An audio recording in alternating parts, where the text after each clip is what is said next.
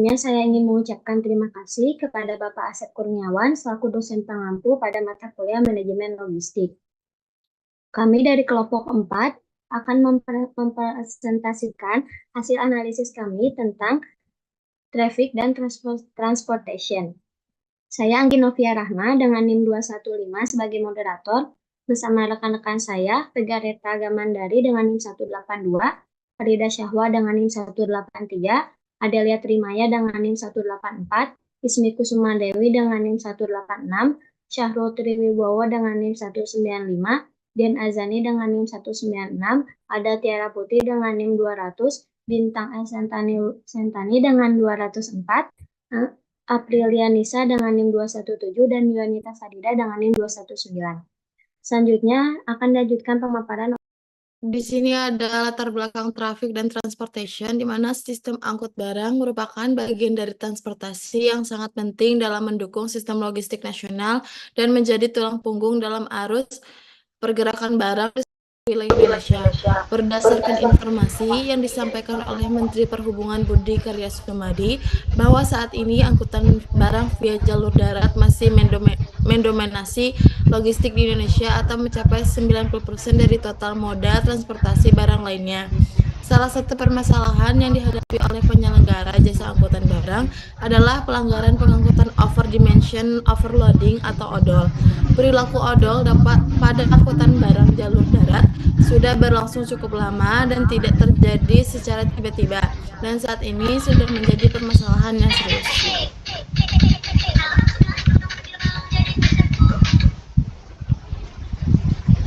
Selanjutnya ada fungsi traffic and transportation. Yang pertama ada fungsi traffic yang mengatur waktu sinyal di persimpangan secara responsif dan terkoordinasi, menyampaikan informasi kondisi lalu lintas dan alternatif lintasan, menyediakan rekaman data lalu lintas, kejadian kecelakaan, dan kejadian lainnya di persimpangan.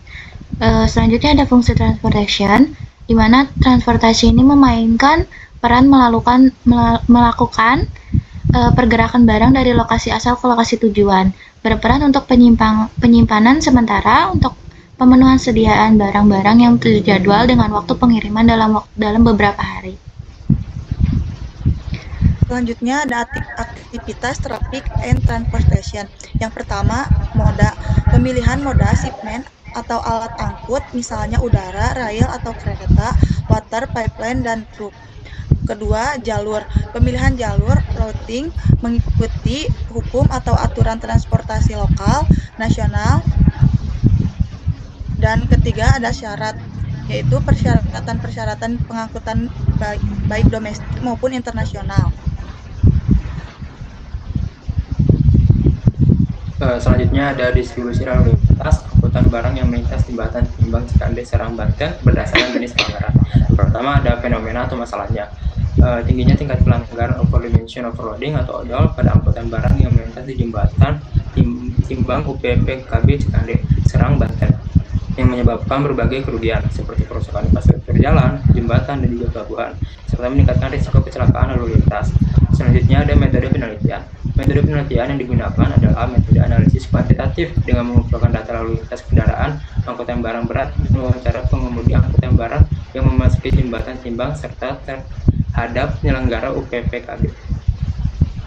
Selanjutnya ada tujuan, yang dimana pertama ada memahami pola distribusi lalu lintas angkutan barang yang melintas jembatan Timbangan UPPKB Cilande Serang Banten. Yang kedua, mengidentifikasi jenis pelanggaran yang terjadi dari tahun 2020 hingga tahun 2022. Sampel dan populasi. Sampel kendaraan yang memasuki jembatan Timbang selama periode Januari 2020 hingga April 2022. Populasi kendaraan angkutan barang yang melintas di jembatan Timbang UPPKB Cikande Serang Banten. Selanjutnya ada hasil dari jurnal utama. Yang pertama ada jumlah kendaraan. Jumlah kendaraan yang memasuki jembatan Timbang pada tahun 2020 sebanyak 13.918 kendaraan. Pada tahun 2021 sebanyak 1.929 kendaraan. Dan pada tahun 2022 sebanyak 540 kendaraan. Yang kedua ada jenis pelanggaran. Jenis pelanggaran menunjukkan bahwa frekuensi pelanggaran daya angkut tertinggi pada terjadi pada bulan Januari 2022. Pelanggaran dokumen tertinggi terjadi pada bulan Mei 2021, dan pelanggaran daya angkut dan dokumen tertinggi terjadi pada bulan Juni 2021. Yang ketiga, ada kesadaran tentang odol. Sebanyak 60% responden menyatakan mengetahui tentang pelanggaran angkutan odol, sementara 40% responden tidak mengetahui tentang pelanggaran tersebut. Yang keempat, ada tipe sumbu kendaraan. Hasil analisis tabulasi silang antara jenis pelanggaran dan sumbu kendaraan selama tahun 2020 sampai 2021 menunjukkan bahwa pelanggaran paling banyak terjadi pada sumbu kendaraan 1,2 yang melanggar dokumen.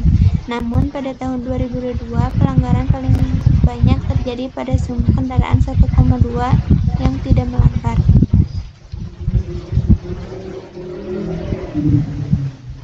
Hasil wawancara dengan pengemudi angkutan barang yang memasuki jembatan timbang serta terhadap penyelenggara UPPKB. Berdasarkan hasil wawancara, mayoritas supir atau kenaik kendaraan angkutan barang bekerja selama 7-10 jam per hari dengan presentase 55% dan mayoritas bekerja selama 6 hari per minggu dengan presentase 45%.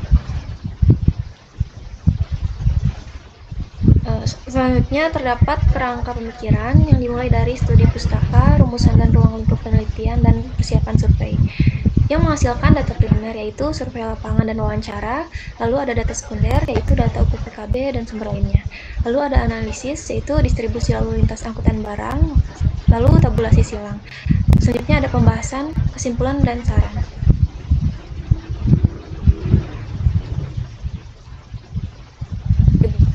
Analisis jurnal pembanding dampak peningkatan bisnis e-commerce dalam pembangunan moda transportasi logistik Geraha Trans. Persamaan kedua jurnal tersebut sama-sama mengutamakan aspek transportasi logistik. Kedua jurnal tersebut menggunakan studi literatur dan mengumpulkan data sekunder, dan kedua jurnal tersebut menekankan pada jaminan mutu dan efisiensi operasional. Perbedaannya adalah jurnal utama mengutamakan pendekatan studi kasus khusus terhadap perusahaan untuk mengembangkan dampak langsung e-commerce pada transportasi logistik, sementara jurnal utama menggunakan pendekatan analisis umum dan teoritis. Kesimpulannya adalah pertumbuhan bisnis e-commerce yang pesat mempengaruhi kualitas dan efisiensi transportasi logistik, mendorong Geraha Trans untuk beradaptasi melalui teknologi canggih, pelatihan karyawan, dan peningkatan standar operasional, implementasi sistem manajemen transportasi, dan pelacakan real time diperlukan untuk meningkatkan akurasi dan kecepatan pengiriman. Pelatihan berkala memastikan karyawan dapat mengoperasikan teknologi baru dan menerapkan prosedur kerja efisien. Langkah-langkah ini penting untuk memenuhi permintaan pasar, meningkatkan kepuasan pelanggan, dan mempertahankan daya saing di industri logistik. Selanjutnya ada analysis of the impact of transportation infrastructure development on traffic performance in NTB province. Persamaannya dari kedua jurnal tersebut, teknik pengumpulan datanya dengan melakukan survei data primer dan sekunder. Perbedaannya, jurnal utama mengangkat permasalahan pada adanya perilaku angkutan overdimension, overloading atau odol. Jurnal pembanding mengangkat topik perihal dampak pembangunan infrastruktur transportasi yang ada di NTB. Kesimpulannya itu dari jurnal pembanding, dampak dan infrastruktur yang dilakukan mempunyai pengaruh baik, terlihat dari keuangan yang muncul 99,7% dan realisasi fisik mencapai 100%. Dari aspek manfaat pada bidang angkutan jalan raya, penyeberangan, peningkatan kapasitas, konektivitas akibat pembangunan mendapatkan nilai baik. Aspek lalu lintas, kecepatan jaringan jalan pada jalan nasional mengalami peningkatan setiap tahunnya pasca pembangunan. Selanjutnya, implementasi e-government di sektor transportasi, studi pada sumber daya program area traffic control sistem Kabupaten Sidoarjo. Persamaannya, kedua jurnal ini mengutamakan kondisi distribusi lalu lintas dan angkutan jalan. Perbedaannya, pada jurnal utama, pendekatan studi kasus khusus terhadap perusahaan untuk menggambarkan dampak langsung e-commerce pada transportasi logistik. Sementara, jurnal pembanding menggunakan pendekatan kualitatif dari segi konsep, perilaku, persepsi, dan persoalan manusia atau berdampak langsung dengan e-government. Kesimpulannya, pada jurnal pembanding sumber daya manusia, anggaran, peralatan, dan kewenangan memainkan peran penting dalam keberhasilan implementasi program Area Traffic Control (ATCS) di Kabupaten Sidoarjo. Sumber daya tersebut harus dikelola dengan baik dan optimal agar program ATCS dapat berjalan efektif dan meningkatkan keselamatan serta kelancaran lalu lintas.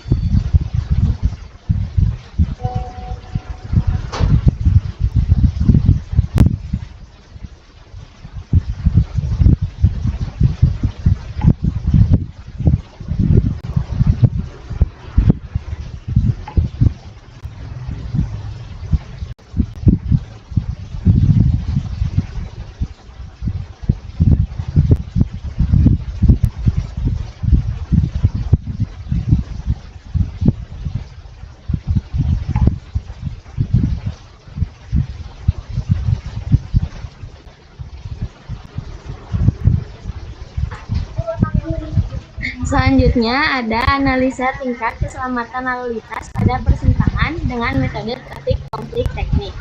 Persamaannya, kedua jurnal sama-sama menggunakan teknik pengumpulan data-data primer dan permasalahan yang terjadi pada kedua jurnal menyangkut kecelakaan lalu lintas. Selanjutnya perbedaan, jurnal utama menggunakan metode penelitian analisis kuantitatif, sedangkan jurnal pembanding menggunakan metode traffic conflict teknik, di mana teori konflik ini dapat memberikan gambaran mengenai tingkat keselamatan di titik-titik yang berpotensi kecelakaan. Kesimpulan dari jurnal pembanding adalah penggunaan metode TCT dapat digunakan untuk meningkatkan keselamatan dan kenyamanan para pengguna jalan. Metode TCT dapat diterapkan pada persimpangan.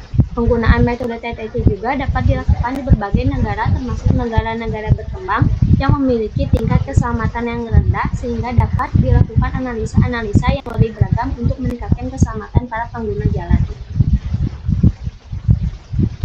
Selanjutnya ada kajian kualitas layanan jasa transportasi logistik untuk meningkatkan kepuasan pelanggan dengan pendekatan metode Zone of Tolerance atau ZOT, di mana persamaannya ada dalam metode pengumpulan data, keduanya sama menggunakan data primer untuk penelitian. Selanjutnya ada perbedaan. Jurnal utama membahas tingginya tingkat pelanggaran overdimension, overloading atau odol, sedangkan jurnal pembanding membahas pentingnya membangun sistem layanan transportasi logistik secara lokal dan juga terkoneksi global. Jurnal utama menggunakan analisis deskriptif, sedangkan jurnal pembanding menggunakan analisis ZOT, Zone of Tolerance. Kesimpulannya adalah dari jurnal pembanding bahwa penggunaan layanan merasa tidak puas terhadap kualitas layanan, maka diperlukan rekomendasi untuk meningkatkan kualitas layanan, seperti memperluas area populasi pengiriman, menyediakan fasilitas picking barang dalam berbagai ukuran, dan juga layanan tracking yang bersifat real time. Selanjutnya, terdapat aplikasi STQN untuk estimasi biaya transportasi logistik di PT Sukarasa menggunakan algoritma Northwest Corner. Persamaannya, kedua jurnal sama-sama membutuhkan transportasi karena merupakan salah satu aspek utama pada tiap permasalahan yang berbeda, yaitu sebagai analisis distribusi angkutan barang dan juga memungkinkan distribusi produk dari gudang ke tujuan. Lalu perbedaannya, jurnal utama menganalisis masalah yang dihadapi oleh penyelenggara jasa angkutan barang, perilaku overdimension, overloading, atau odol yang cukup melanggar peraturan. Sedangkan jurnal pembanding menganalisis masalah transportasi yang berhubungan dengan distribusi produk dari persediaan ke tujuan untuk meminimalkan biaya pengangkutan. Kesimpulannya dari jurnal pembanding adalah penggunaan metode Northwest Corner dalam aplikasi STQN terbukti efektif dalam estimasi biaya transportasi logistik. Metode ini membantu dalam pengalokasian nilai awal sel dalam matriks transportasi, memudahkan perhitungan biaya distribusi. Selanjutnya ada pengaruh investment opportunity set, pertumbuhan perusahaan, profitabilitas dan kualitas laba terhadap nilai perusahaan, studi empiris pada perusahaan sektor transportasi, logistik, dan infrastruktur yang terdaftar di Bursa Efek Indonesia. Persamaannya, kedua jurnal sama-sama menggunakan metode penelitian kuantitatif, selain itu keduanya juga sama-sama menggunakan pengumpulan data menggunakan data standar. Bedanya pada jurnal utama, teknik analisis data yang dilakukan yaitu menggunakan metode analisis deskriptif terhadap data standar, sedangkan pada jurnal pembanding analisis data yang digunakan yaitu analisis regulasi berdata. Kesimpulan dari jurnal pembanding adalah sumber data yang dikumpulkan dan digunakan dalam penelitian ini merupakan data sekunder yang diperoleh melalui sistem tes Bursa Efek Indonesia atau BI, sehingga data yang diperoleh tidak sepenuhnya lengkap yang memaksa peneliti untuk mengeluarkan beberapa sampel yang tidak memiliki data yang dibutuhkan, serta perubahan klasifikasi pada situs Bursa Efek Indonesia membuat peneliti kesulitan dalam mengumpulkan data. Selanjutnya ada Dynamic Traffic Assessment, a review of the methodology advanced for environmentally sustainable pada road transportation application. Persamaannya, jurnal utama dan jurnal pembanding memiliki beberapa persamaan, salah satunya jurnal utama dan jurnal pembanding merugikan pemerintah, badan masyarakat dikarenakan permasalahan kerusakan jalan yang menyebabkan kerusakan jalan dan komponen-komponen kendaraan dan menimbulkan polusi udara yang berlebihan. Perbedaannya, jurnal utama memiliki permasalahan yang muncul adanya perilaku angkutan dimensi overloading atau odol yang menyebabkan beberapa masalah, sedangkan jurnal pembanding memiliki dampak negatif terhadap kualitas lingkungan dan menurunkan daya dukung lingkungan telah menimbulkan banyak kekhawatiran di kalangan penelitian. Kesimpulannya dari jurnal pembanding adalah untuk modelan DTA 3 arah masa depan dapat diidentifikasikan, namun perluasannya terhadap DSO sehubungan dengan waktu perjalanan sistem atau kombinasi waktu perjalanan sistem dan emisi belum ditemukan. Perluasan ini diberikan tolak ukur yang berguna untuk mengembangkan strategi pengendalian lalu lintas real time dan manajemen permintaan yang lebih ramah lingkungan.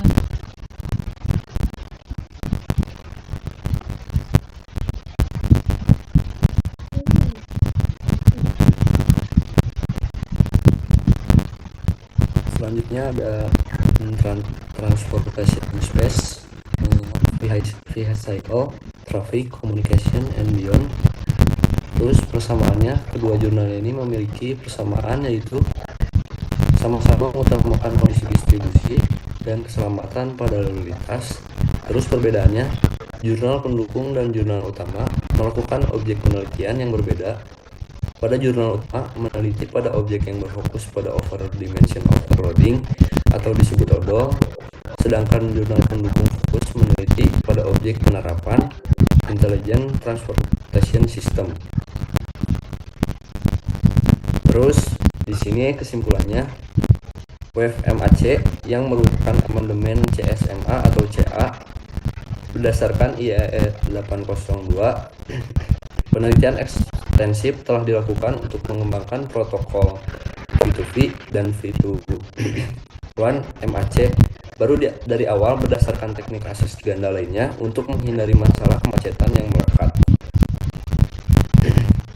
Terus memastikan latensi pendek dan terbatas, oleh karena itu mereka cocok untuk aplikasi dengan persyaratan penundaan kritis namun sulit untuk menghasilkan dan memperbarui subband frekuensi atau penetapan slot waktu secara dinamis saat kendaraan bergabung dan berangkat. Selanjutnya, analogi in traffic and transportation system. Pertama, persamaan jurnal, yaitu jurnal memiliki persamaan, yaitu sama-sama membutuhkan sistem lalu lintas dan transportasi.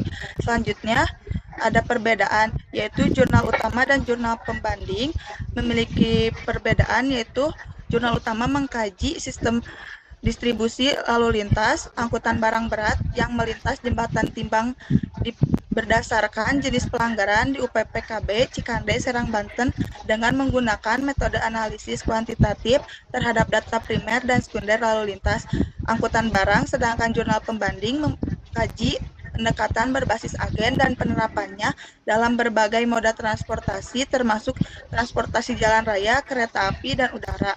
Kesimpulan dari jurnal pembanding yaitu jurnal ini membahas beberapa masalah penting dalam mengembangkan sistem kontrol dan manajemen lalu lintas berbasis agen seperti interoperabilitas, aksesibilitas, dan perluasan.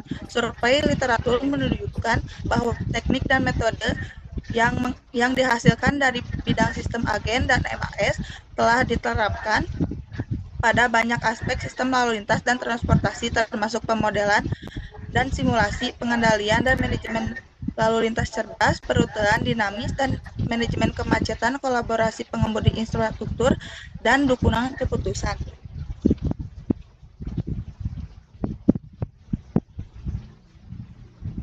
Baik, sekian pemaparan yang dapat kami sampaikan. Assalamualaikum warahmatullahi wabarakatuh.